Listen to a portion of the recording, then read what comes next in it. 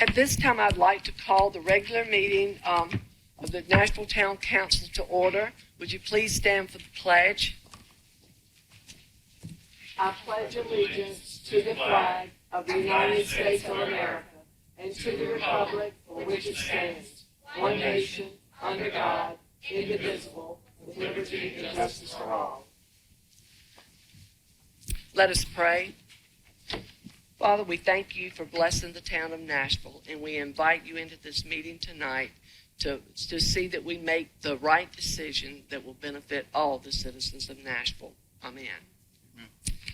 First on our agenda is we have to approve some minutes. So if you look at the minutes for February the 7th, 2023, are there any corrections to those minutes? Page 8. Page 8. When Councilwoman Burns asked me where I got the figures for the number of students who go to Nashville Elementary and actually reside in the town, I got that information from the assistant principal, Melissa Denton, not the principal. Any other corrections on those minutes? And on page 9, when I was questioning the amount of money that our police department expends taking care of traffic in the morning and the afternoon all these years, in that last paragraph it said Councilmember Burns responded, it should be Hinton, as to how far back we wanted to research the amount of money expended. And did we come up with a figure? $60,000 a year for at least 10 years, minimum. And I'm sure it goes back further. Right. Any other corrections on those minutes? If no other corrections, do I hear a motion to approve the minutes for February the 7th? So Second? Second. All those in favor, let it be known by saying aye. Aye. Minutes approved. Now looking at the February the 21st minutes, 2023, any correction to those minutes? If not, do I hear a motion to approve the February the 21st minutes? Is there a second? Second. All those in favor, let it be known by saying aye. Aye. The minutes are approved. The next item on our agenda is the 3 minutes per speaker for public comments. If you have seen an agenda and you're going to speak on one of the issues on our agenda, please hold it until that time. If it's just something in general, come up to the mic at this time.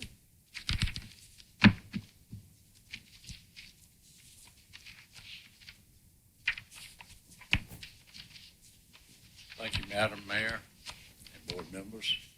Thank you for the opportunity to come talk to y'all. And state your name and your address. My name is James Harrell, 707 South Bass Drive. And my concern is my street again. I have been down here a while back, a couple of years ago, and asked about putting no parking signs, which that was denied. But now I'm going to hit with something else. That street is a residential street. As of right now, there's a transfer truck, a commercial dump truck, and a service truck. I think the fellow works for the city of Wilson, parked at the end of the street. I carried my camper today to have some work done on it. I go out one end, but I have to come in the other end because I cannot back my camper in the street unless I'm going in a certain direction. As of right now, I do not believe I can come in the street because of vehicles backed all the way up to the little, still call street. I know it's private property, but we use that in and out. That transfer truck is backed up so much, I don't believe I can make the turn without driving in the man's yard to get back down to where I can get in my yard. I just don't think a commercial vehicle has a place to be parked on a residential street in the town of Nashville on a permanent basis. If he's coming to do something for your house for a few hours, but every night, every day, every weekend, you got vehicles parked on your street like that, I don't think any of y'all would want it in front of your house or even in access into your street.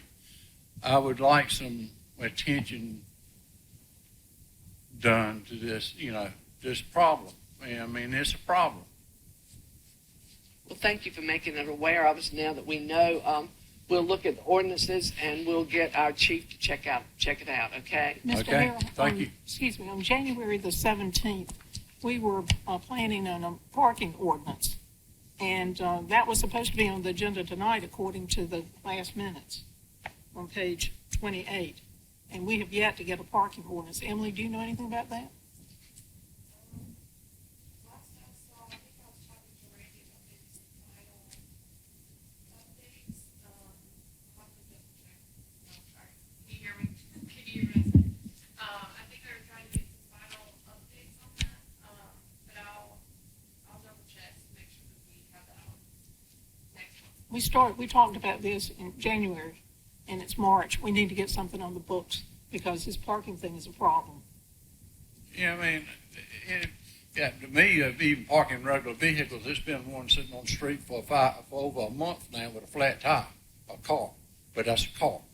Well- That's somebody's car, But commercial vehicles in a residential neighborhood, using it, matter of fact, the man's got a business at his house. I don't blame him for being in business. But to park his equipment out in the street it's just uncalled for, in my opinion. And we are working on an ordinance for that, and then we'll look into it. Okay, well, and just- if I go get my camper and I get ready to come home, how can I get in my yard? I think in the meantime, we can have the police department at Yeah. least go and request that they remove the trucks from the street. Right. Okay. Thanks for sharing your concern. The first item on our agenda is a report concerning the fire station, and Ann could not get here tonight, so Chief Jordan is going to talk with us about that.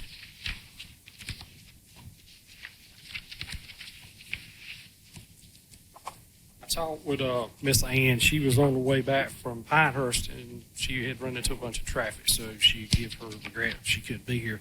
But what she told me was where we are at, the plans are being submitted to USDA. They have to be looked at, and it normally takes them about 30 days to come back with the plans. She said that with that going on, she is planning on sending the plans out for opening bid on around mid-April is what she feels like. And she feels like we'll break ground sometime around the 1st of June to the middle of June. We'll break ground on the building once we get the bids back and it comes to you all for approval for the bid package. So is what she's saying. We met with Duke Power today about the three-phase power going out there because they run lines out there. So that was, we had a discussion with the engineer today on that. Kevin Vornell's got all his stuff taken care of about the site plans and everything. Miss Ann said that was taken care of. So everything's on a go state right now. It's just USDA just to hold up on getting their approval back on everything because they have to approve it. So Is that just a rubber stamp from them? that's just a rubber stamp from them. She said it goes, and if I understood her correctly, and if I'm saying it wrong, it goes in one person's hand, they approve it, and it goes to another person. It has to go through several different places in USDA to get approval. And she said normally it's just a stepping stone. So Well, that's exciting. we're moving ahead. We're moving ahead. That's correct. Thank you so much, Chief Joyner. The council had wanted an update on the junction, so I see Mr. Hart here. So if you'll come forward and share with us, please.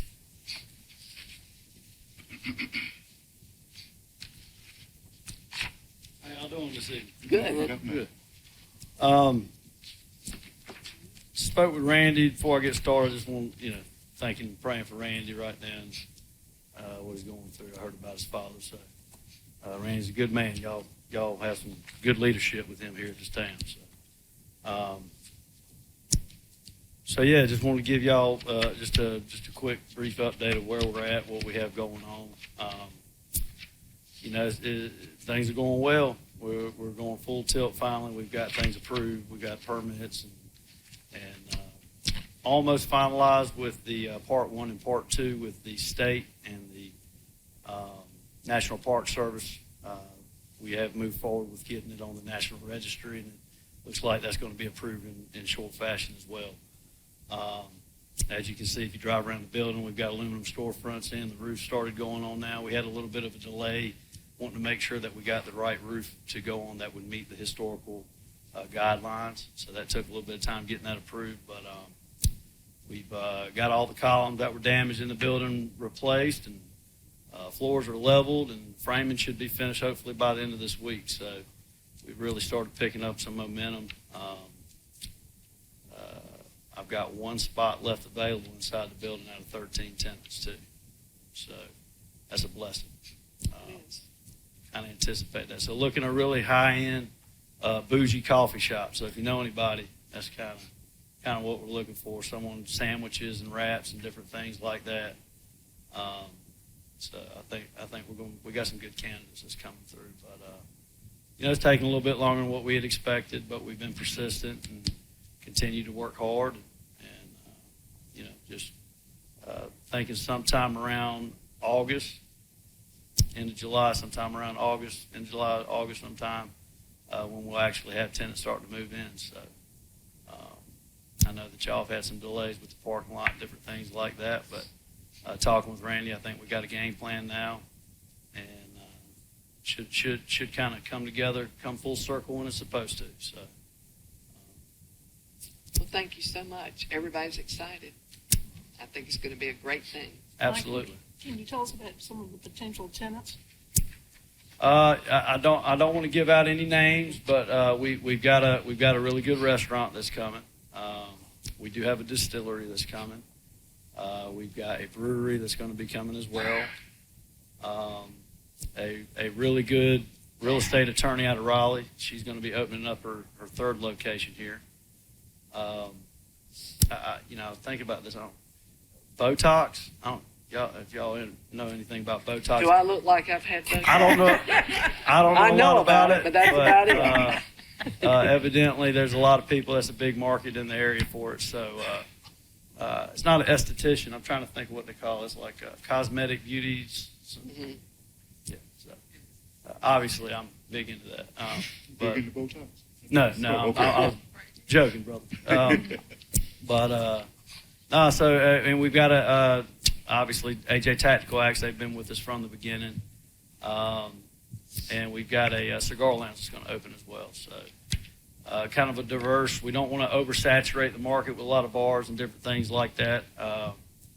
So we're kind of being a little selective here, but should create economic growth and development for the community and give families a place to be able to come and conjugate and be able to enjoy themselves. So just thankful that the town gave us that opportunity to work together in this partnership. Very, very thankful for that, and it'll be a success, I guarantee. It will be.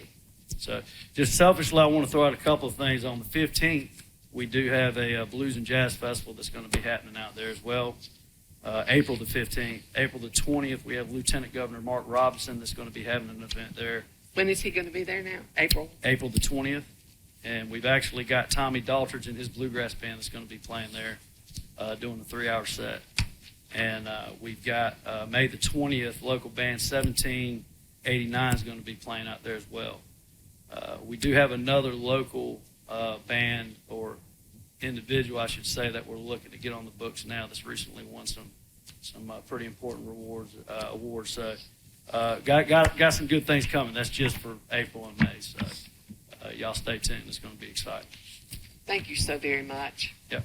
Can you, on those dates you got proposed for entertainment stuff coming in, you think it'd be a good idea to post that schedule in the graphic so all the citizens know? Sure, absolutely. We'll do that. We've got the special use permits. I think they've been submitted and approved. So Good. yes. Yeah. Post those in the graphic so we can make sure, hopefully we can get. Absolutely. Love to have y'all be a And part we of it. thank you for choosing Nashville. We surely do. Thank y'all. Thank you. Appreciate it. The next item on our agenda is the Barnes Streetscape Project. I'll get it out. Now, council, do you feel like I need to read this information again that you were given? I'll just read it so you know what I'm talking about in case you're new to it. The town of Nashville was awarded a $675,000 rural transformation grant for the Barnes Streetscape Project from North Carolina Department of Commerce Rural Economic Development Division. The town requested $940,000.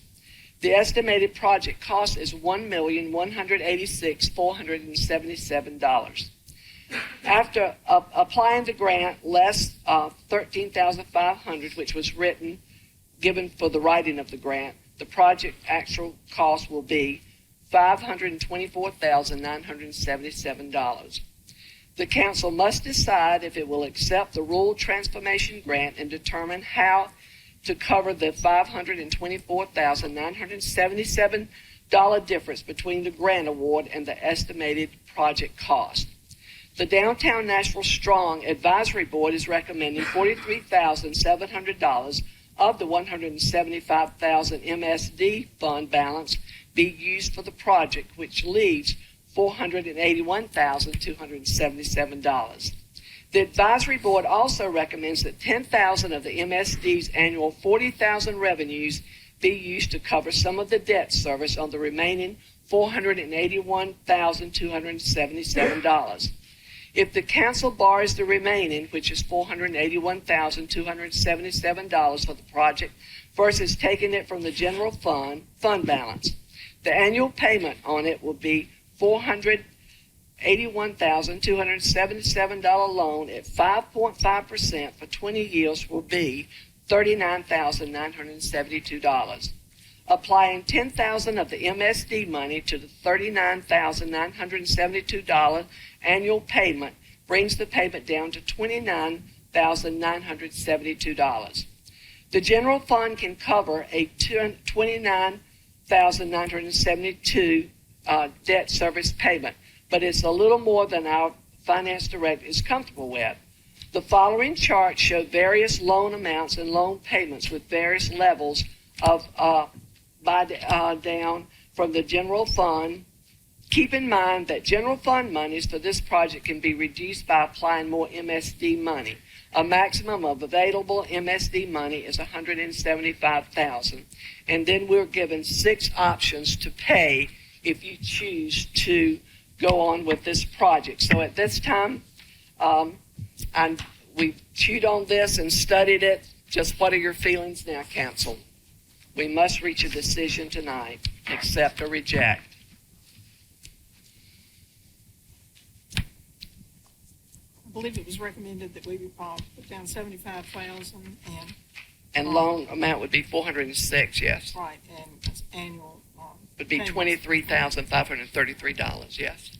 Over 20 years, that would be over $545,000, which is a lot of money from the general fund.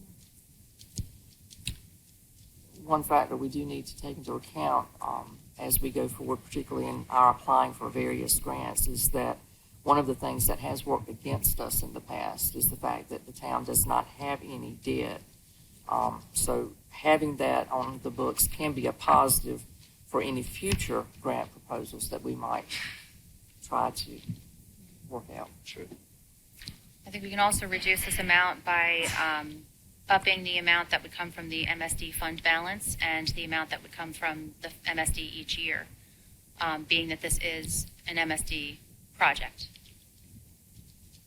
There again, it was an MSD project and is morphed into a general fund project also. That's true, but I still have to say it's a part of Nashville. It is. Barnes It's Street. a It's a part gateway of our entrance total to town. Nashville, and it's been neglected. And the MSD would have to either increase their tax 3 times or save for the next 40 years in order to do something like this. Or select projects within the scope of their budget. We are setting a precedent if we use the general fund money for this project. Well, not really. Well, other projects will request general fund money. They say You've done it. You set a precedent. Because this is a Camel's nose is gateway under the to tent. the town of Nashville. This is a street that we want to invigorate. It's a street that we want to be a connector for the junction and downtown. To accomplish that, I think the town needs to do something. But putting all the utilities on one side of the street is kind of a halfway jump. Idea was to put all of the utilities on the ground, but it was entirely too expensive. Right. So you put them all on one side of the street. Masked by trees, and they still get a sidewalk and beautification and all of the other wonderful things. I don't see why we need to construct a new sidewalk on both sides of the street. I was looking at it as a way for us to cut this total price down, because this is a big bite for a 20-year debt. But I'm not against us moving forward, but I just wish there was some other ways we could shave it down. Sidewalks on both sides, I just don't see the need for both sides to have sidewalks. Well, I think we're gonna tear up the west side. John's and coming up. relay it. We already asked them if we can scale down the project. They said, no, you have to do the scope of the project. so. I was looking at that too, Larry, and I think the bulk of it comes from the utilities, because the sidewalk actually wasn't even that expensive. And On I that think side. I think for walkability purposes, I think it does make sense to have sidewalks on both sides. That's a pretty busy street. To expect people to cross at some point or at either end, I think it just makes it a better walkable situation. I want to see the town continue to grow and beautify the town, but this entire project, I think, is a little bit overpriced, but I'm not a contractor, and I don't know. But, that's just my personal feelings. I haven't had any citizens to call me to voice their opinions one way or another as to where we need to go with that. And then again, I'm not really sure that the citizens know the full amount of this debt, but they've had a chance to come to the meetings and find out. But that's just me. Our finance director just told us that we have to stick with the scope that we've already put out there. So it just shot my idea down. So I guess we do need to move forward one way or the other, or forward or not to move at all. So I I guess- need him. My fear is that if we turn this down, will we have an opportunity like this before again? And if we do, would we get greater funds than what we've gotten? Well, I think turning down the grant and just the statement I made earlier about the fact that we are already having issues trying to get grants, because one of the factors that has weighed against us repeatedly and the denial of grants has been the fact that the town has very little debt. It's not that I'm a proponent of debt, but it's a balancing act. We need to have ourselves in a position to make ourselves more accessible for grant dollars in the future.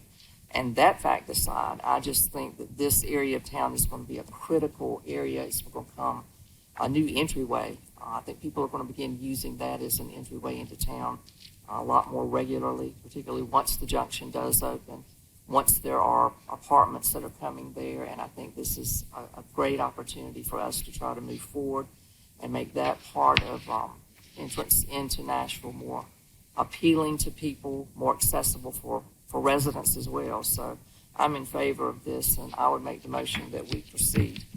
Do I hear a second? And then we figure the money amounts after, what comes from where? I'm open to any suggestions. I second that motion. I just think that more should be coming from MSD fund balance and their yearly commitment. John, do we have to decide which way to pay for it tonight?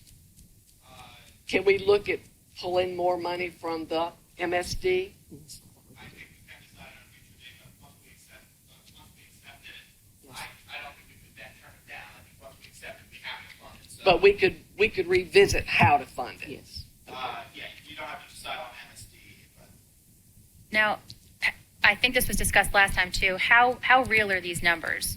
So if we were to accept this and say we send everything out for bid and all of a sudden it's $600,000 more than what we have in here. I'm not a construction worker. I have no idea if Withers Ravenel's I can't speak to the validity of their accuracy. What happens if it's way higher than what these numbers say? Can If we it's way still higher, get out I of? think ultimately you can always say, no, we don't want your money, we're not going to do the project. I think that would actually leave a sour taste in someone's mouth. Okay. Which say all the bids come back at 2.4, that's the Right. only route we have to go, and we have to leave a Right. sour taste in their mouth. But Right.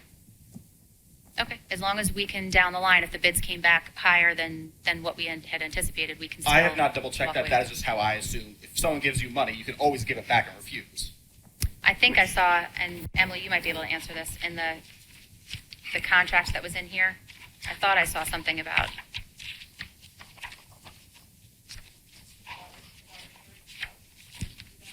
right, termination.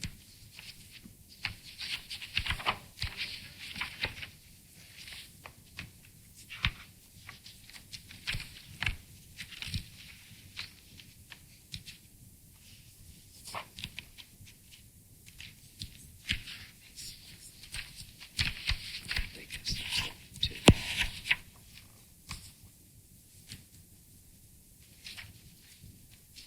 Nineteen.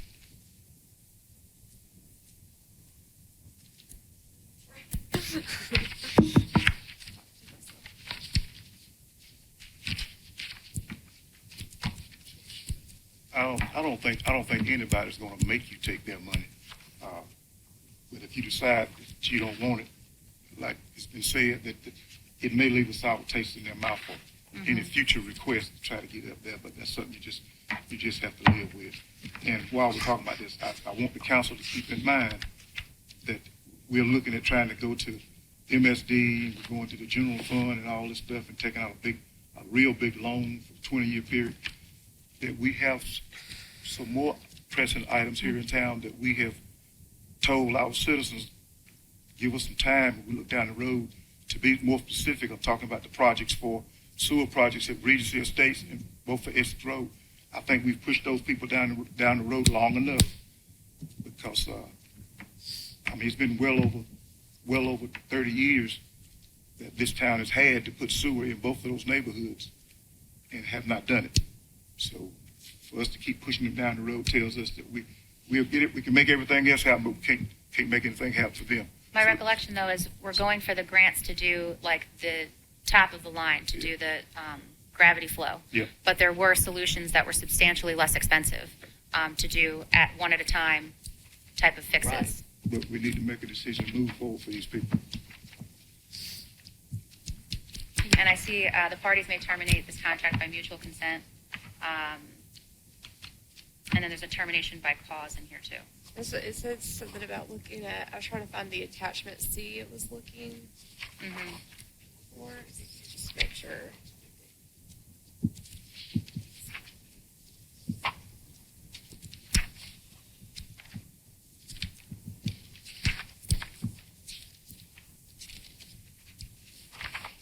Did you find the specifics on that?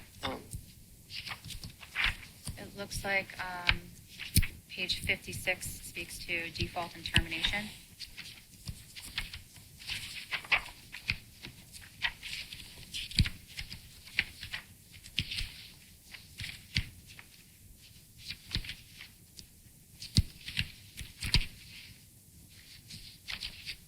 Yeah, I was just trying to make sure that that they referenced specifically this attachment C, and I wanted to make sure I mean, generally, yes, it allows termination, but,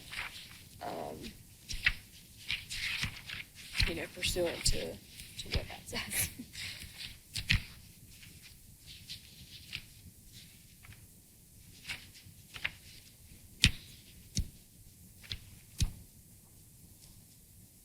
Seems like they can terminate as well as we can terminate.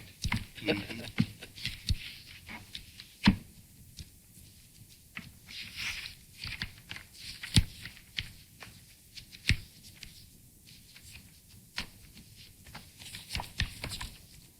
at what point do we terminate after we've hired an engineer to the tune of $95,000?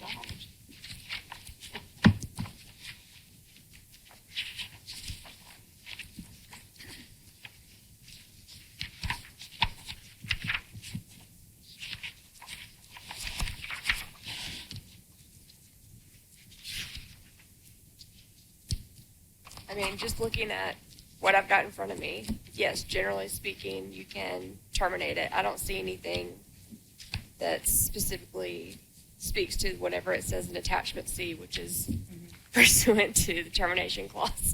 So, you know, that could have something in it. But in the terms of this contract, I mean, it seems like you have 60 days of mutual consent. Is that for when we sign it with them to take it, to receive it? It doesn't state specifically, but most likely that's how I would read it. That's how I would what I was interpret it. thinking. So we have a motion and a second to proceed with this project, looking at different ways to fund it. So all those in favor, let it be known by saying aye. Aye. Those opposed? Nay. So I guess I have to break the tie, and I'm going to say go forward, but let's look. I'm going to vote for it, but let's look at the funding carefully, and then if we find out it is going to be too stressful, you know, we don't get the money from MSD, we can, you know, give it back. Okay. That's fair. The next item on the agenda is the leasing the town vehicles. And so we also have to vote on that tonight. So let's look at that. It says during the January 25th, 2023 work session, the council heard a presentation from Enterprise Fleet Management, Doug Reville and Chrissy Huff, and there was consensus among the council members to proceed with some limited leasing of police and public works vehicles. Town Attorney Francis Raspberry has reviewed the Enterprise Fleet Management's the master equity lease agreement and has made modifications to it that are in the town's interest. With the execution of this agreement, the town will be able to begin leasing police and public works vehicles for the FY-24 budget, which begins July 1st, 2023. And Ben is here tonight. Ben, how do you pronounce, and Chief's there, so I'm going to turn it over. How do you pronounce your last name? Frauheimer. Okay, thanks. Doug took a different position within Enterprise, so Ben would be now, if we move forward, our point of contact, and he's here for any questions that y'all may have or anything you want to ask him. Council, do you have any questions for Ben concerning this? Some people did talk with Emerald Isle. I think that's the town they mentioned that was using you, and everything was just excellent. Excellent, very excellent. I was responsible, Matt Savin and, he was a partner in Town Benson. Subsequently, they came aboard and filed, 25 municipalities along the state of North Carolina, not to mention other counties. So it's been a very successful partnership. Has Rocky Mount received any vehicles as of yet? So they came on board officially, in late December. Vehicles are on order and they've implemented our maintenance plans. All contracts are in place and have been signed. So they are now customer. Any other questions from the council? We were talking about limited leasing. How limited can we do it? They're open-ended equity leases, so we can be as flexible as it needs to be. Each vehicle is its own individual contract, with different applications, different mileages. But your government, you have non-appropriation, you have the ability to turn the vehicles at any time. And because of your Ohio State Contract and Tariff Association, 99% of the time it will be in an equity position. So there really is no downside, which is why we take on that risk. Any other questions? For Ben or the chief? If it'll save us some money, to go for it. Well, do I hear a motion that we continue with this, the leasing of the town vehicles? I'll make that motion. Do I hear a second? Second. All those in favor, let it be known by saying aye. Aye. Aye. Motion carries. Thank you very kindly. I just have one question question, for our okay. attorney. So in looking at the lease on page 66, I know there were a lot of changes to the amendment to the master equity lease agreement, but I didn't see anything for provision 14. And here it says that a default can be the occurrence of a material adverse change in the financial condition.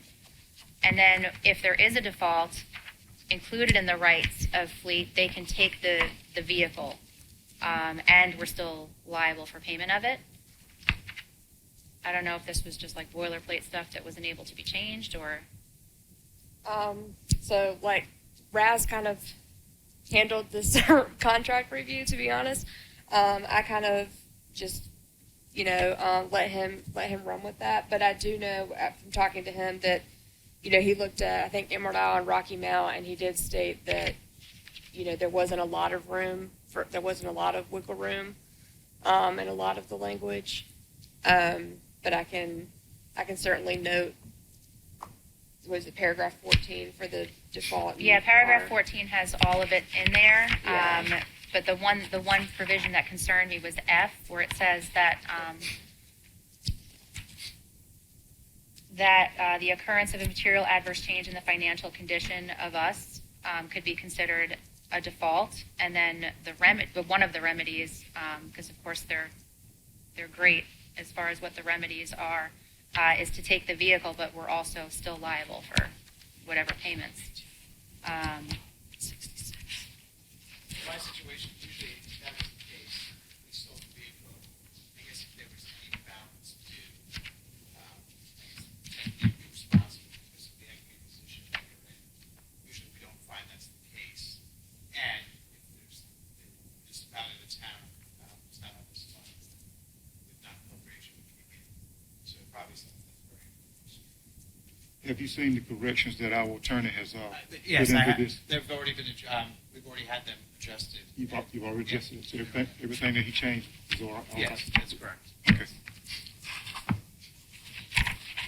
Thank you very Thank much. The next item on our agenda is the street resurfacing project. And Jordan Tarsovic and Ford Hare with Slurry Pavers Incorporated were in town last week looking at the streets. Their company is contracted to Cape Seal and Slurry Seal. Do you want to talk about this, or do you want me to just go and read this and then you talk? Go ahead. Okay. The attached maps that you had shows the streets. Slurry Pavers hid for Cape Sealing 12 streets, and Slurry Sealing 24 streets last August was $517,460. However, the company said it would not be able to do the work until spring of 2023. With 8 months before the project would begin, some council members were concerned that not all of the budgeted money would be available when the project began. Slurry Pavers said it would hold the unit price of the bid and seal whatever streets the town had money to do in the spring. Finance Director John O'Keefe confirms the FY23 budget had $959,258 for street and sidewalk repairs and improvements. $258,006 was spent with Williams Paving Company for asphalt overlays on Birchwood Drive, North Clarendon Drive, South Clark Street, South Smith Street, and Lakeview Drive and Lakeview Court. $157,160 was spent with Weaver's Asphalt and Maintenance for sidewalk replacement in the 14-block area of Washington Street North, South 1st Street East, Cross Street South, and Austin Street West. This leaves $544,032 for Cape Sealing and Slurry Sealing. Slurry Pavers wants to get started in Nashville the first week in April, weather permitting, but as we already know, there are a number of deteriorated areas in the streets that need repair before they can be cap sealed or slurry sealed. Slurry Pavers can do the repairs, but Mr. Tarfovic says the town can get them repaired for significantly less money using a local paving company. He marked the repair areas, and Public Works got bids from Weaver's Asphalt and Maintenance and Williams Paving Company for their repair. Williams Paving is slightly less expensive at $22,125 versus Weaver's Asphalt at $24,000. So I've made arrangement with Williams Paving to make the repairs. Slurry Pavers contracts $517,460, and the patch repairs will be $22,125 for a total of $539,585. This leaves $4,447 remaining. Take it away, Lee. Any questions for Lee concerning this? That was really nice. You got everything, and Well, I really don't have much to add. Just wanted to. You guys are aware of the additional patchwork that Williams Paving has given us the low bid for. They've assured us that it can be done in time to meet the start deadline for slurry pavers. I have a question for you that since I saw North Clarendon Street here, I was talking to, someone called me about an issue they had, and then in talking with somebody, they said that the state wanted to take over that street. Which one was it that they wanted? That's the portion Between the between 64 Oak Level Road and that, okay. Yeah. So that's the part. East Washington and Eastern Avenue. That's what I thought. Just in wanted to make sure. exchange- In exchange for Sixth Street. Sixth Street, right. yeah. And then I just have a comment with regard to the sidewalk project that was done. I spoke with John about it earlier, but just so that it's on the record and everyone can hear. So it says here Alston Street, and I know much of these other streets have been done, but Alston Street sidewalks have not been done. So I think the project was stopped because of weather. So just when will the sidewalk project resume, and when can we expect Alston Street to be done with sidewalk-wise? I will have to check with Randy and John on that. I think that, to my knowledge, that project's been completed. Not a single panel on Alston Street has been touched, so there's still X's there that you can see. Right. Just as far.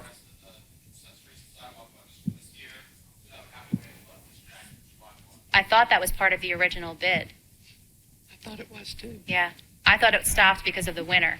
Well, Lee, just check into it. Yeah. And find out for sure, and if it was, then they need to honor it.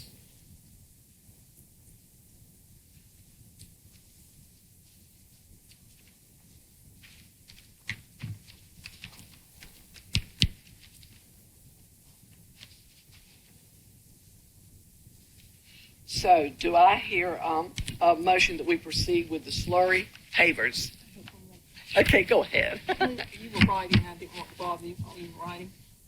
Can you tell us the difference between Cape Seal and Slurry Seal? Yes, the Cape Seal is the chip seal covered by the slurry seal, so it's just got more aggregate or a larger aggregate that's laid down, and then it's covered with the slurry seal. So supposedly it would last longer than Yes. just the Slurry Seal. Yes, the slurry seal, I think, has a life of a few years less than the Cape Seal. And I don't know exactly what it is. I want to say we've heard. Is the Cape Seal a rougher surface than the slurry seal? Slurry is smooth, isn't it? Yeah. Yeah, the slurry is smoother. The Cape is going to be a little rougher, but it's rough. going to be expected to be more durable. Mhm. So, do I have a motion that we proceed with the slurry? So moved. Second? Second. All those in favor, let it be known by saying aye. Aye. All right. But please find out about Austin sidewalks. Thank you, Lee. The next item on our agenda is the speed humps that were requested for us to do by the Nashville Elementary School. It says, at the February 21st Town Council meeting, Nashville Elementary School Principal Quentin Mangano requested 2 speed humps be installed on East Virginia Avenue in front of the school to slow traffic passing by the school. He presented a petition of the Virginia Avenue residents in support of the speed humps. A decision on the matter was tabled for staff to obtain cost estimates on installing speed humps. Public Works Director Lee Brown has received pricing from 2 area asphalt paving companies for the installation of speed humps. One is for $2,500 and the other is for $3,500. Lee also priced manufactured rubber speed humps that are 2.25 inches high and 12 inches wide that can be installed by our public works employees and removed if the school in the neighborhood decides they don't want them anymore. The materials for public works to install 2 manufactured rubber speed humps on Virginia will cost around $1,500. Principal Mangano is okay with the manufactured rubber speed humps. So, anything you need to say to that? Have y'all seen the humps that we've recommended? Yeah, Okay. I've seen them in some neighborhoods in Greenville. Okay. And if you got, just so you have an idea, Yeah, we got a picture. okay. Yeah, just it's I think it'd be a little more durable, aesthetically pleasing, and if it doesn't work, And you better slow down when you go over them. yeah, I think they're expected to slow you down to like 3 to 5 miles an hour. Now, I do have a question. The original application was for 3 speed bumps, one closer to Alston, one closer to 58, and one in the center. But we're talking about 2 throughout this. I thought the conversation last meeting lent its way to 2 from 3.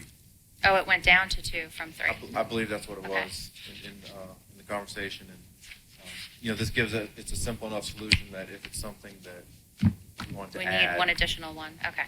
Because I just don't want it to become a speed zone between the 2 speed bumps. right?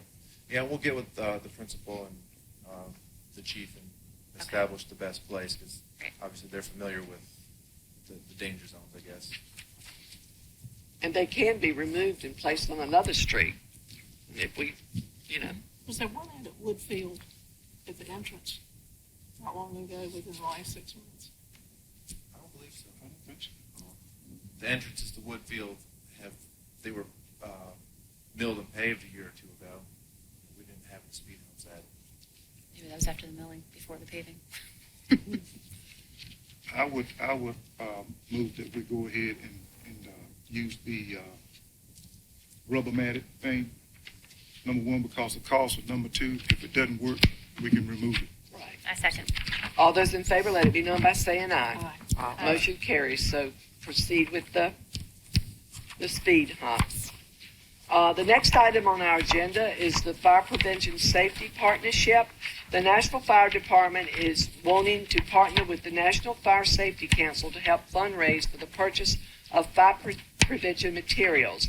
The company will reach out to the businesses in the area that Nashville Fire Department services for donations that will be used towards smoke alarms, fire prevention, home escape plans, kitchen safety, and etc. Byron Bobbitt is here now, so I'm going to turn it over to you. So I got a guest tonight. He's going to speak on how his company, the National Fire Safety Council, can help us on our fire prevention and public education program. I've been overseeing the program for the past 5 years. Prior to that, we had the Fire District Auxiliary who raised money to provide the funding for that. With them, we average probably $3,000 to $4,000 a year in materials. Since they have dissolved in 2018, it was left to our line item in the budget, which is about $1,200 a year. Just don't get much. So, been lucky over the past couple of years. We've had people to donate, or businesses and other people to donate material where we could have stuff to hand out, but it hasn't been what we used to have. With his company, they solicit to the businesses around and asking for donations and for the materials that they provide. So I'm going to get Mr. Ed Newsom to come up, explain how his company can help us provide a higher level of services to our citizens. Okay. Good evening. Thank you. Thank Good you for evening. the opportunity. This is terrific. I'm Ed Newsom with the National Fire Safety Council. We are a national nonprofit, and we provide fire education, fire safety materials, especially for the young school kids, also things for homeowners and seniors.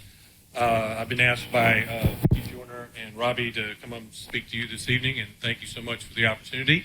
I've got a quick 2-minute video that our audio-video experts can show, and then I want to give you some background and answer your questions.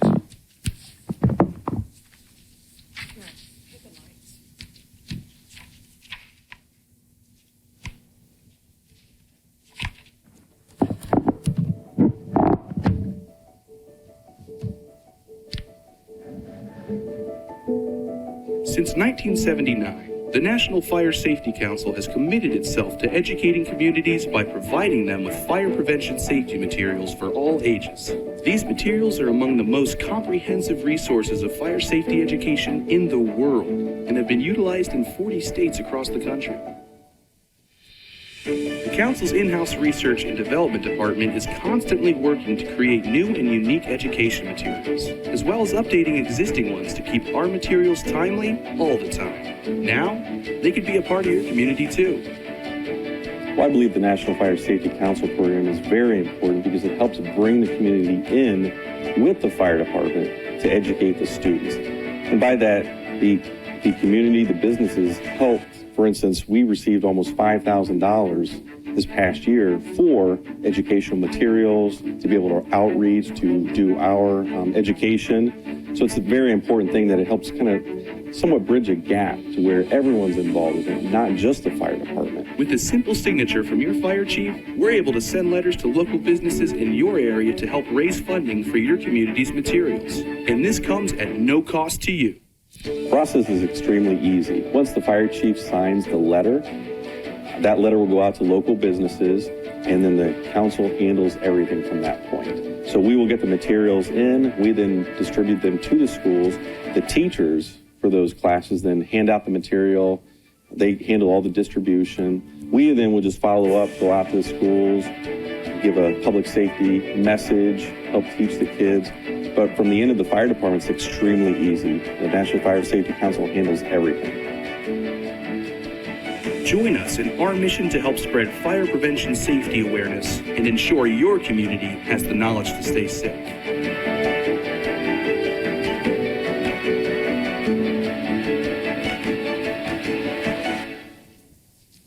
That's fire pump. Thank you. Thank you. Okay, so as the video alludes to, National Fire Safety Council, we send out letters to the businesses, not the residents, to the businesses in the coverage area for the fire department, saying that we're having a fire education program. Would they like to participate? I think in your packet you've got a draft of the letter just for, I wanted you to be aware. Okay, this is a draft, but this is a starting point. Okay, so if a business wants to participate, along with this draft, we include an envelope for them to send a donation to. If they're not interested, they throw it away. We don't email, we don't knock on doors, we don't phone call to tell you your auto warranty is about to expire.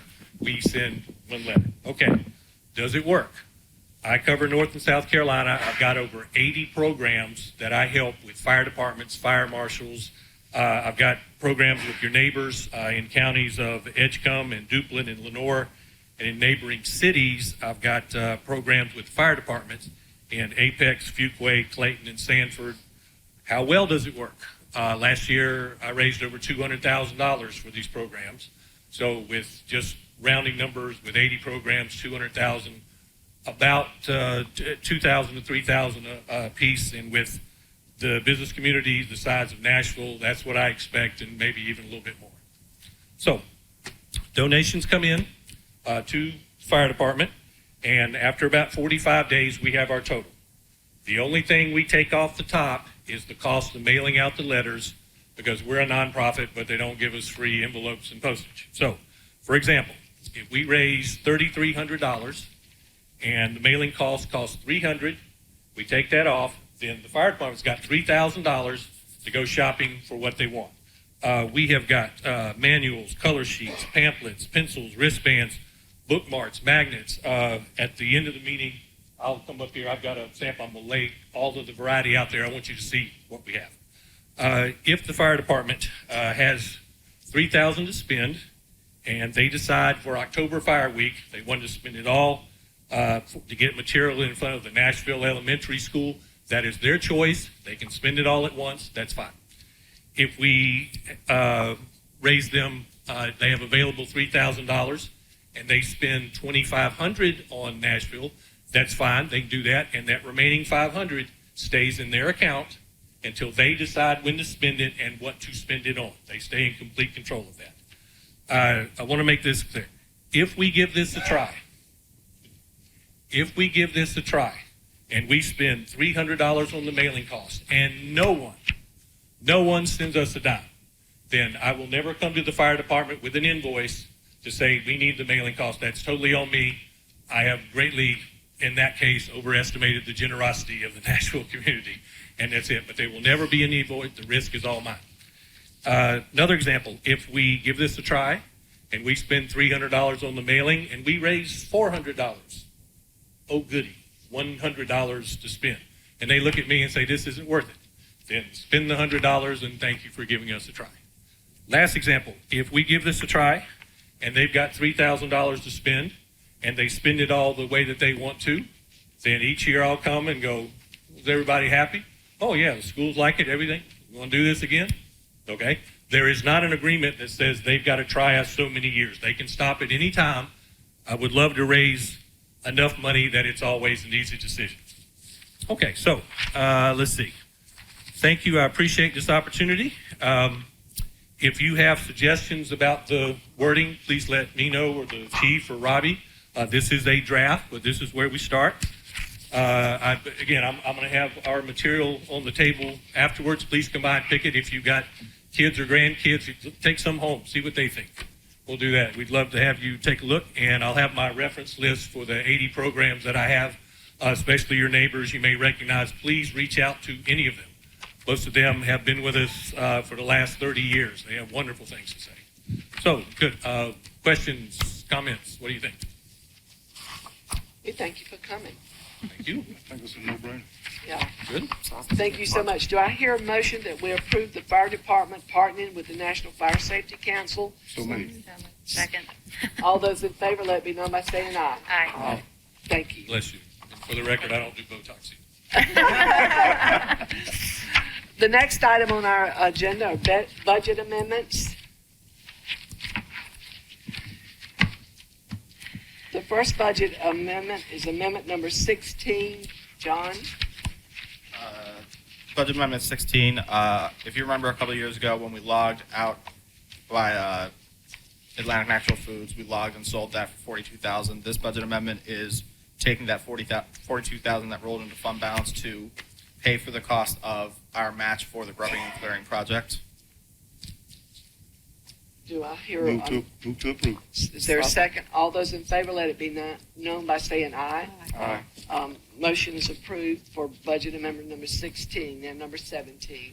17 is what y'all approved last meeting with Kevin Varnell to do the site plan for the concrete pad, increasing the budget for sales and use tax to 1.784. We should get around $2 million by September in that, and that's in the amount of $44,275. Do I hear a motion to approve budget amendment number 17? Move to approve. Is there a second? Second. All those in favor, let it be known by saying aye. Aye. Budget amendment number 17 is approved. And Kate, on Alston Street, that project was bid out by square yardage of concrete, and I guess other sidewalks were much worse, and that used up the allotment of concrete. That's why Alston Street did not get anything done to it. Anything beyond that, I can't help. Okay. That's why. We need to make sure Austin Street get Put back down on for the schedule next, somewhere. yeah. Right. Yeah. I mean, I'm just thinking the amount of people that walk on that street and the tripping hazards and missing panels that exist. So we just need to make it a top priority Right. next time. All right, the next item on our agenda is Golden Leaf Site Development Grant Application. The Golden Leaf Foundation Site Development Program provides grant money to municipalities for the development of industrial sites for economic development projects, including shell buildings.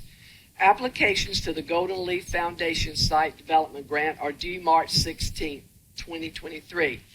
The town is partnering with Nash County for construction of a 40,000 square foot shell building with Nash County on Lot 3 of the Nashville Business Center on their industrial court. Per this partnership, the town is responsible for providing the building lot and a build-ready area on the lot for the shell building, and the county is responsible for constructing the shell building, its load, unloading docks, parking lot, and associated other facilities.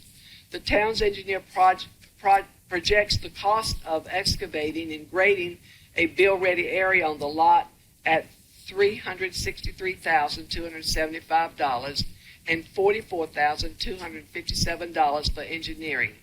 Attached is the resolution 2023-14 authorizing submission of a $363,275 application to the Golden Leaf Foundation Site Development Grant and appropriating $42,275 as a local match to the application. And this is just a vote to allow the submission of this application for the Golden Leaf Grant. Do I hear a motion? Second. All those in favor, let it be known by saying aye. Aye. Thank you very much. And that concludes our meeting, I believe. But before we leave, I'd like for the Strickland children to stand up that are here working on, what is it, a scout bat? Yeah, so thank you so much for coming out tonight. We appreciate it so very much. Can you tell us your names? Okay. Okay. So thank you all so much for coming out tonight and being part of our council. Also, I would like for you to keep our town manager in your prayers. He's in Iowa. His father passed away, so this is a difficult time for him, but that is why he is not here tonight. But keep Randy and your friends in your prayers. Council member, do any of you others have anything to say? Strickland, what is your project? The Ameribat citizenship in the community. Okay. All right, that's good. And I need to let the council and the public know that and I know it's way out, but on August the 1st meeting, I will not be here. I'll be out of town. Okay. I was just hoping to get an update from Chief Winstead to see if anything happened with the school board or the SRO. Oh, yes.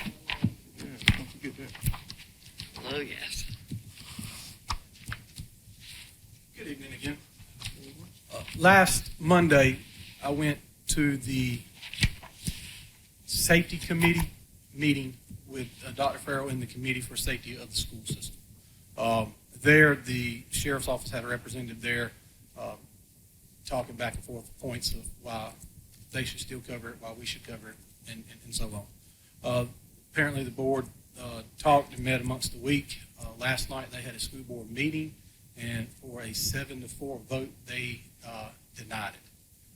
I have spoken today to some not happy parents and other people in the community, and they are going to start a petition and some other things, and I think the PTO at the school may get involved with it too, and just trying to bring some awareness to the board that they still felt whatever need was necessary to only have a part-time person there and not have a floater that would allow the sheriff's office to have a floater to fill in other positions and not give us the position. So we're still going to try to fight for it and get the grant funding in August, so we're going to keep trying to push forward with it. So. Was there any specific reason that they went with the sheriff's office instead of us? My personal opinion? Yeah. My personal opinion is that on the behalf of the people that made that decision was laziness on the MOUs, that they did not want to change the name from Nash County Sheriff's Office or Rocky Mount Police Department. Would have been a word change. No money would have exchanged hands or nothing else. It's just that for whatever reasons, they didn't want us to partake in it.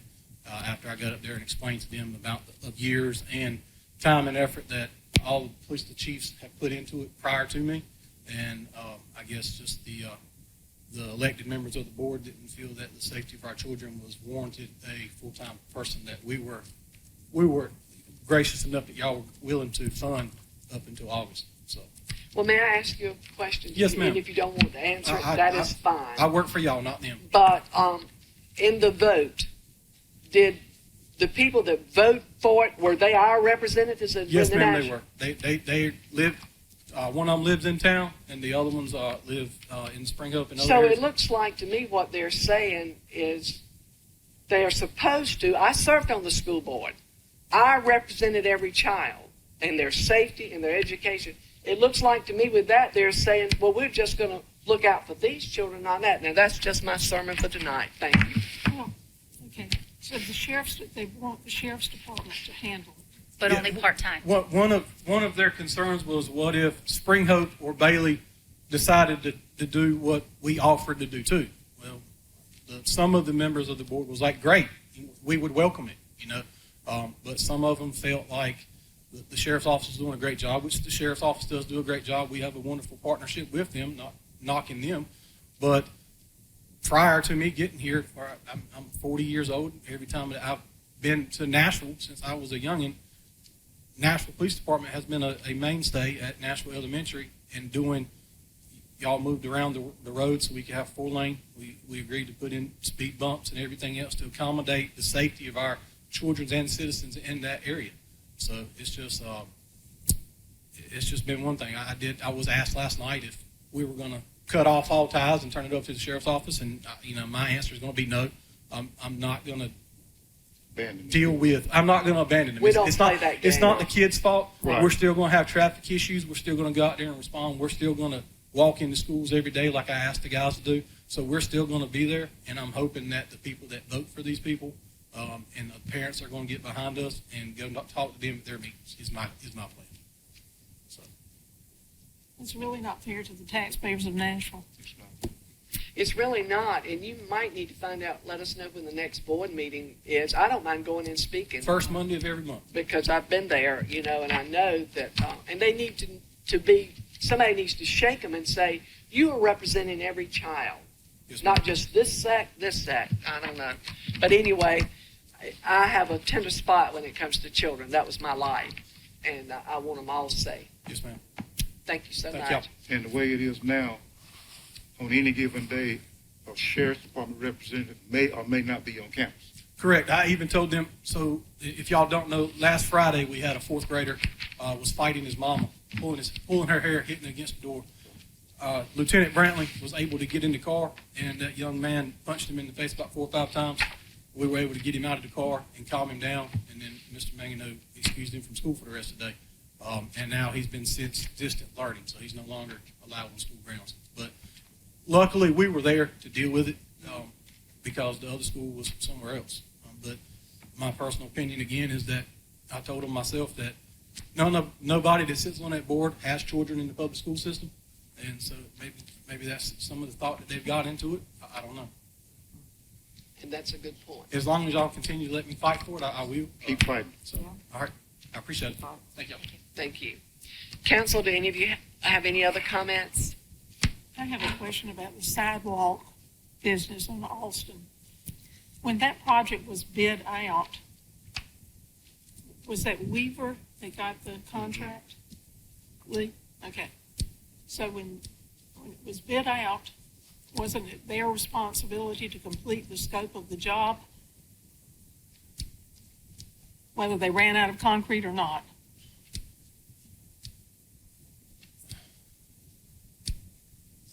I think their bid led them to a volume of concrete to be used for this project. And when that volume was consumed, the project ended. So we're missing an entire, very long length of street, though. So how could they be so far off on what their suggested volume was? Exactly, that's on them. Right. They did the project, knowing full well the scope of it.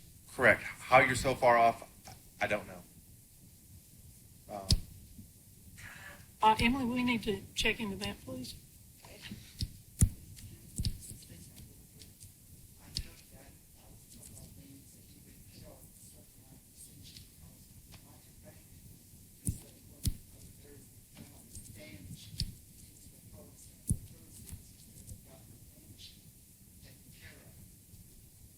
And has it been taken care of?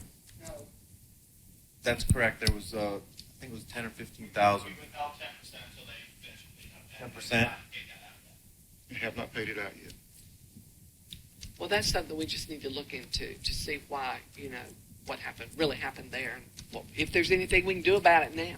We don't use Weaver anymore. Exactly, if they want to do business with Nashville, they need to finish the If job. I may, I believe the issue there, we measured linear foot whenever we bid out that, the sidewalks, based that on a 4-foot sidewalk. The sidewalks on Washington Street, and I believe some of the others, are 6 foot wide. So the bid was for a specific number of cubic yards, and once they got to that point, they stopped. But that's where the discrepancy was, is the amount of concrete it takes for a 6 foot sidewalk compared to a 4 foot But shouldn't they have looked at the sidewalks on Washington Street and all the sidewalks before they put in a bid? And again, I'm not an expert on it. My understanding is that they received a bid on X amount of yards. So we gave them a We linear gave them foot, the number. Yes, Now- sir. and we didn't distinguish between the 4 and the 6. Correct. Did they come back once they said, okay, we're all out of concrete, to say what would we like to do? Because I'm imagining they have some fixed costs in there that we are now going to have to pay double instead of just upping the amount of concrete while they were doing the work. That I'm not sure of. I know they did come to us when the money was, when they'd used up that yardage, and my understanding is the areas that they didn't get to this time would be at the top of the list for the next round of sidewalk repairs. But Boston Street needs to be at the very I'm top. trying to provide a little clarity. What Thank I get you. now. That makes thank more you. sense. Yes, Thank thank you. you. Since you, Coy. thank you. Since you're up here, where are we on the dog park now? My dog rode by, me and my dog rode by, and he wanted to get out. Yes, sir. So we've been down there today. We've been smoothing it out. Our plan tomorrow, Chris, Kim, and I are going to go back down there, install the equipment, spread the mulch around it, and then the last step we have to wait on is for the grass seed to grow. So we are very close. Public Works did install the water down there. They have a small leak they have to go back and repair, but that'll all be done before our concert next Friday, March 17th. We have Maddie Beggs down there at Stony Creek from 7 to 10 o'clock, so we hope everybody will come out for that as well. Thank you so much Thank for you. coming up and clarifying that for us. Yes, ma'am. Any other comments? If not, do I hear a motion for us to adjourn? Second. All those in favor, let it be known by saying aye. Meeting is adjourned. Thank you so much.